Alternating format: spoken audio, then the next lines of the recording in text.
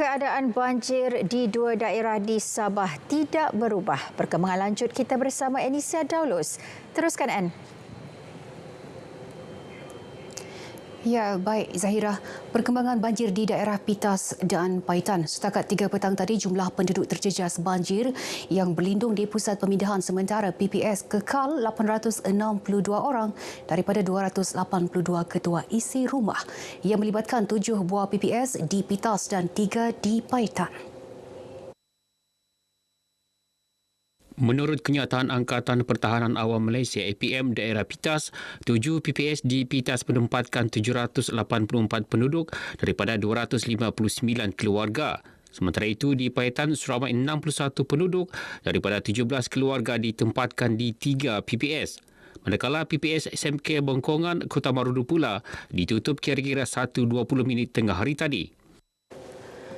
Susulan kejadian tanah runtuh di Kampung Cinta Mata Kundasang Khamis lalu, penduduk setempat dan pelancong yang berada di sekitar kawasan berkenaan diminta sentiasa berjaga-jaga selain bersedia dipindahkan pada bila-bila masa. Pegawai Daerah Ranau Tinus Manggam ketika dihubungi pemberita memberitahu usaha pengumpulan data di kawasan terlibat masih berjalan. Jadi nasihat saya kepada orang-orang Kundasang ataupun orang-orang yang pelancong yang datang di sini bersiap sedia sekiranya ada kemungkinan atau ada arahan untuk berpindah sekiranya ada kejadian hujan lebat, dan dokumen penting hendaklah disimpan dan di tempat yang mudah diambil dan sedia untuk diambillah sekiranya ada arahan untuk berpindah. Ketika dihubungi RTM, Tinus menjelaskan Jabatan Mineral dan Geosains Sabah juga sedang melaksanakan pemetaan kawasan berisiko tinggi sebagai langkah keselamatan dan siap siaga sebarang kemungkinan. Kejadian tanah runtuh pada kira-kira 5 petang Khamis dipercayai disebabkan hujan berterusan sejak pagi hari yang sama. Masalah tanah dan ketiadaan sijil layak menduduki perlu diselesaikan segera agar usaha naik taraf dan penyaluran bantuan ke sekolah daif dapat dilaksanakan. Ini kerana perkara itu menjadi keutamaan Kementerian Pendidikan Malaysia KPM tahun ini. Menurut Ketua Setiausaha Kementerian Pendidikan KPM, Datuk Ruji Ubi, sejumlah peruntukan telah diluluskan tahun lepas untuk menambah baik 122 sekolah daif termasuk 40 buah sekolah di Sabah. Mengenai OC, ada satu task force di Kementerian Pendidikan. Dari semasa ke semasa kita cuba usahakan. Yang berhormat Datuk Andi Suryadi pun ada sebut baru ni. So selain daripada OC, status tanah pun perlu kita buktikan untuk memastikan kita boleh memohon peruntukan. Datuk Ruji ditemui pemberita selepas majlis penyerahan bantuan awal persekolahan BAP di SMK Merotai Besar Tawau. BAP telah mula disalurkan bermula 13 Januari lepas melibatkan peruntukan keseluruhan RM791 juta, manakala bagi Sabah melibatkan peruntukan sebanyak RM75 juta.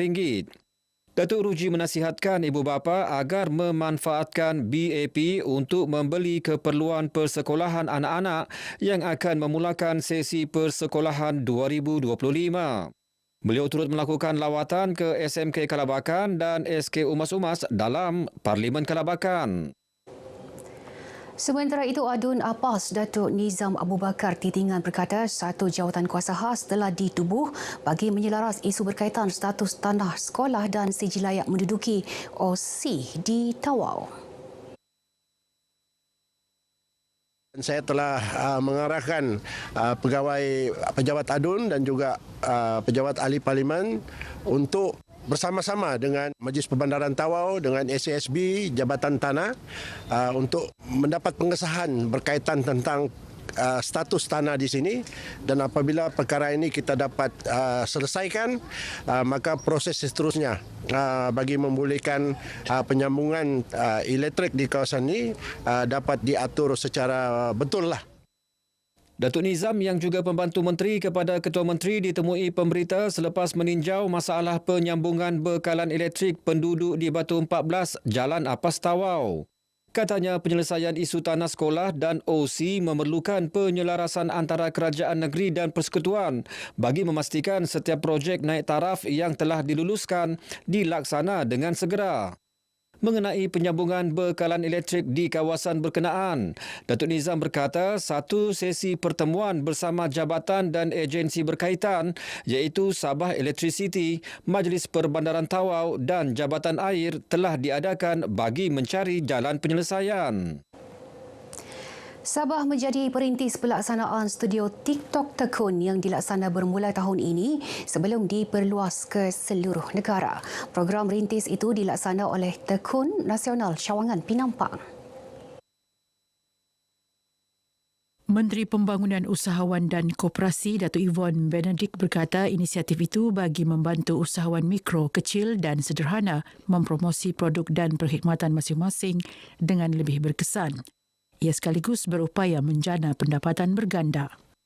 Pada 16 Februari bulan hadapan, kita akan merasmikan studio Tekun TikTok Malaysia ini, yang mana kita menyediakan studio ini sebagai satu platform kepada usahawan-usahawan di Sabah, terutama yang berdekatan dengan pejabat Tekun Pinampang ini untuk datang ke studio ini menjual secara online ataupun mengiklankan, memasarkan ataupun lebih penting menjual perkhidmatan dan produk mereka. Datuk Yvonne yang juga ahli Parlimen Pinampang ditemui media selepas merasmikan seminar asas keusahawanan Tekun Nasional di Ibu Negeri. Sementara itu, studio TikTok Sarawak dan 4 negeri di Semenanjung kini dalam proses ubah suai. Datuk Yvonne turut menggesa usahawan kecil-kecilan di negeri ini memanfaatkan pewujudan platform e-dagang MyMall yang diperkenal Kuskop sebagai pelengkap studio TikTok Tekun. Majlis Perbandaran Sandakan APS melancarkan Pelan Strategik 2024-2028 ke arah Bandaraya Pintar dan Lestari. Pelancaran Pelan Strategik itu disempurnakan Timbalan Ketua Menteri Datuk Seri Panglima Dr. Joachim Gunsalam merangkap Menteri Kerajaan Tempatan dan Perumahan.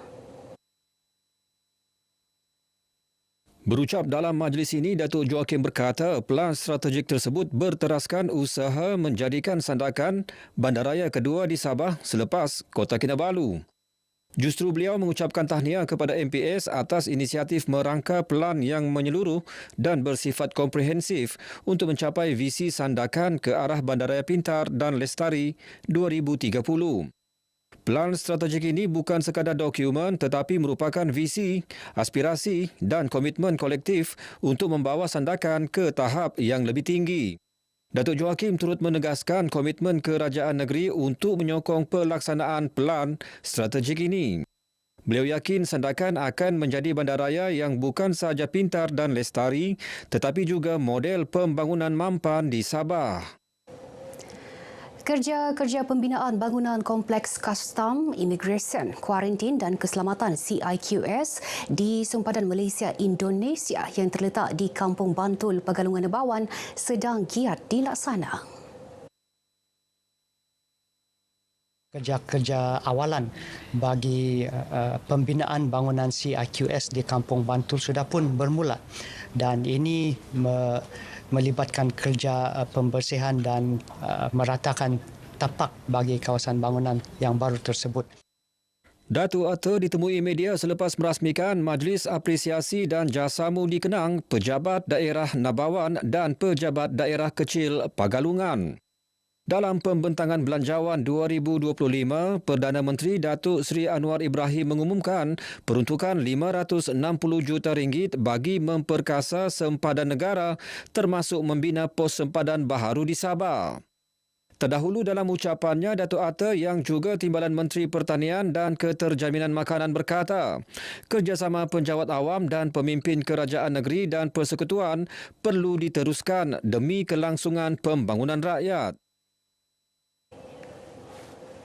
Baik, sekian perkongsian dari negeri di bawah Bayu. Kembali bersama Zahira Razi untuk lebih banyak perkembangan semasa dalam negara dari sungai hingga segara Palestin pasti merdeka. Zahira. Baik, terima kasih.